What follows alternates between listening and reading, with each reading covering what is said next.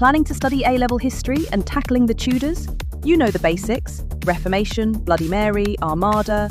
But what about the knowledge that's going to prepare you for that step up? This is part one of your A-level cheat sheet for the Tudors.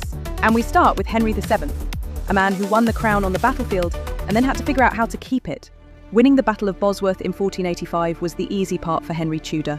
The hard part was controlling a country full of powerful, overmighty nobles. So how did he do it? Not with soldiers, but with spreadsheets. Henry's secret weapon was something called bonds and recognisances. Think of it like a massive financial threat. He'd make a nobleman promise a huge sum of money, which they wouldn't have to pay unless they stepped out of line. It was a genius way to guarantee loyalty. By the end of his reign, about 2/3 of the nobility were financially tied to him.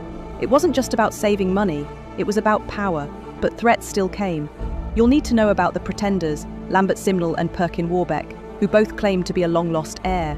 The key detail here isn't just that they existed, but that they got serious backing from foreign powers.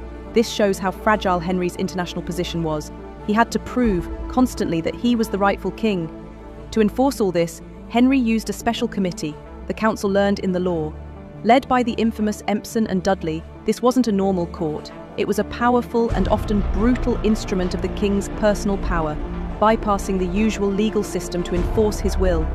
Henry VII wasn't just a king, he was a master of control, laying the foundations of Tudor power through fear, finance, and shrewd politics.